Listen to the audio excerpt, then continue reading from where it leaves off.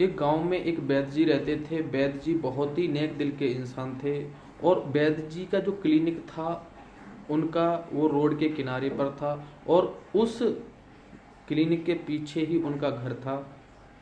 जो वैद्य जी थे वो बहुत ही नेक दिल के इंसान थे। वो हमेशा दूसरों की मदद करने के लिए तैयार रहते थे। वो भगवान में बहुत ज़्यादा विश्वास करते थे, भगवान की हमेशा पूजा अर्चना और आराधना किया करते थे। वैद्य जी किसी भी व्यक्ति से जो उनके पास दवा लेने के लिए आता था पैसे नहीं मांगते थे। जो भी व्यक्ति उन्हें जो भी पैसे दे करके चला जाता था उतने ही पैसे रख लेते थे, चाहे वो दवा कितनी ही महंगी क्यों ना आई हो। और इस वजह से वैद्य जी की पत्नी वैद्य जी से बातें भी नहीं करती थी। काफ़ी समय हो गया था इस बात को लेकर के। वैद्य जी की सुबह से दिनचर्या यह रहती थी कि वो सुबह उठते, नहाते और भगवान की पूजा अर्चना आराधना करते, मंदिर जाते, उसके बाद मंदिर से आने के बाद अपना क्लिनिक खोल करके बैठ जाते थे। और जो भी व्यक्ति वहाँ पर दवा लेने आते थे तो उनको उनका बड़ी अच्छे तरीके से देखभाल करते, उन्हें सही तरीके से दवाएं देते और बीमारी चाहे कैसी भी हो वैद्य जी जो भी दवा दे देते थे उसी से वो व्यक्ति ठीक हो जाते थे। इस तरीके से वैद्य जी का नाम मशहूर होने लगा, चारों तरफ के लोग उनकी दुकान पर आने लगे। ये भी था कि वैद्य जी कभी पैसे नहीं मांगते थे। वैद्य जी की इन्हीं हरकतों के कारण वैद्य जी की पत्नी वैद्य जी से बातें भी नहीं करती थी। उन्हें जिस भी सामान की ज़रूरत होती थी तो एक पर्ची पर लिख करके वैद्य जी को पकड़ा देती थी। वैद्य जी उस पर्ची में लिखे सामान को आराम से पढ़ते, उसके बाद वो हिसाब लगा लेते थे कि चीनी या जो भी राशन का सामान है कि इतने रुपए का आ जाएगा।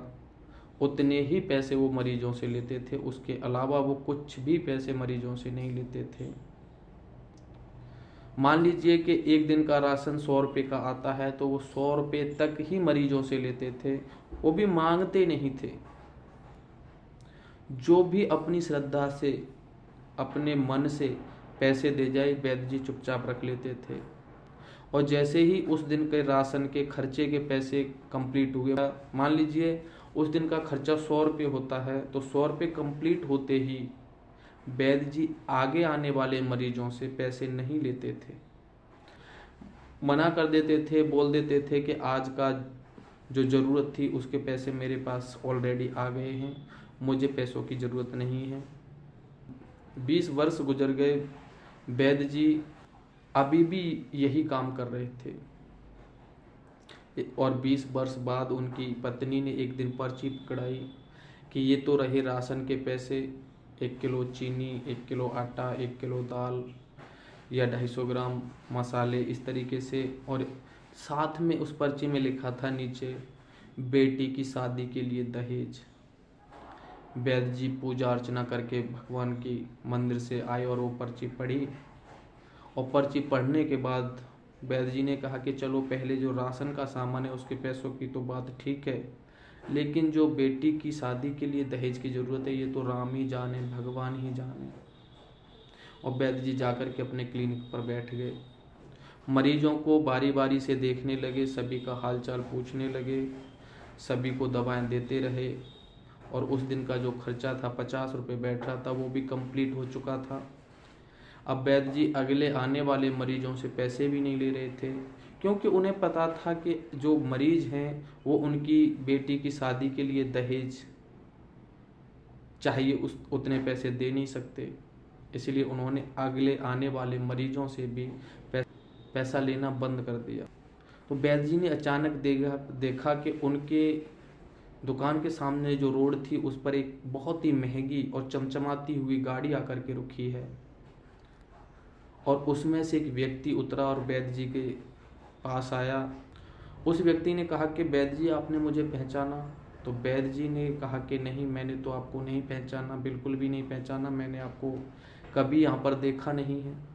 तब उस व्यक्ति ने कहा कि आप पहचानेंगे भी कैसे वैद्य जी, आज से 20 वर्ष पहले मैं आपकी दुकान पर आया था। आपके पास में एक छोटी सी लड़की थी जो आपसे कुछ कह रही थी। और उस वक्त मैं दवा लेने के लिए आया था, क्योंकि मेरी पत्नी के बच्चे नहीं होते थे। मैंने चारों तरफ बड़े बड़े डॉक्टरों पर इलाज करवाया था, लेकिन मेरी पत्नी के बच्चे नहीं हुए, कोई सकारात्मक परिणाम नहीं मिला था। फिर मुझे किसी ने आपके बारे में बताया था और मैं आपके पास दवा लेने के लिए आया था। उस दिन मुझे नहीं पता आपने क्या नियम अपना रखा है। आपने मुझे दवा दी थी और कहा था कि ये दवा लेकर के चले जाओ और अपनी पत्नी को इस तरीके से खिला देना। आपने मुझे दवा दी थी और मैंने कुछ पैसे निकाले थे अपनी जेब से और आपको देने चाहे थे, लेकिन आपने उस दिन मना कर दिया था और कह दिया था कि आज की ज़रूरत के पैसे मेरे पास पहले से हो गए हैं। मुझे नहीं पता था वो आपका क्या नियम था। आपने पैसे नहीं लिए थे। मेरे 2 बच्चे हुए, एक लड़का और एक लड़की। लेकिन कामकाज के इस जीवन में, बिजनेस में मैं इतना बिजी हो गया कि चाह करके भी आपके पास नहीं आ पाया। और हम कुछ दिनों बाद इंग्लैंड में जा कर के सेटल हो गए थे। हम वहीं पर रहते हैं, आजकल हमारा बिजनेस वहीं चलता है। अभी मेरी भांजी की शादी है तो मैं भात भरने के लिए यहाँ पर आया हूँ। तो मेरी इच्छा हुई क्यों ना आपसे मिल लूँ। क्यों कि मैं अपनी भांजी की शादी के लिए जो भी सामान खरीद रहा था, टीवी, पंखा, कूलर, बेड, जो भी सामान खरीद रहा था, तो मेरे मन में पता नहीं न जाने क्यों वही छोटी सी बच्ची जो आपके पास खड़ी थी उस समय वो याद आ रही थी। और मैं चाह करके भी सिंगल सामान कोई भी नहीं खरीद पाया। और मुझे महसूस हो रहा था कि मेरी एक भांजी नहीं है, मेरी 2 भांजी हैं, क्योंकि उस दिन वो लड़की शायद आपकी रही होगी।